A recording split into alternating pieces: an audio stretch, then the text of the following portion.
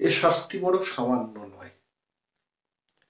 আমাদের নিজের মধ্যে সৌন্দর্যের ন্যূনতা থাকিলে আমরা জগতের সৌন্দর্য রাজ্যে প্রবেশাধিকার পাই না। ধরণীর ধুলাকাদার মধ্যে লুটাইয়া থাকি, শব্দ শুনি, গান শুনি না, চলাফেরা দেখিতে পাই, নৃত্য দেখিতে পাই না। আহার করিয়া পেট ভরাই, কিন্তু সুস্বাদ কাহাকে বলে জানি না।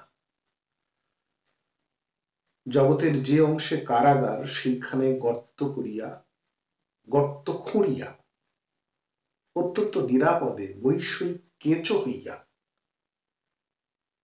বুড়া বয়স পর্যন্ত কাটাইয়া নি।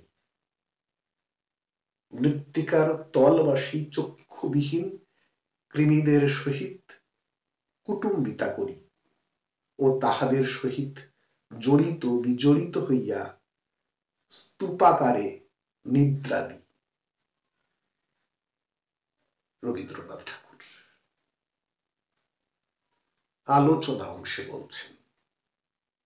মূল বিষয় শাস্তি। ধন্যবাদ।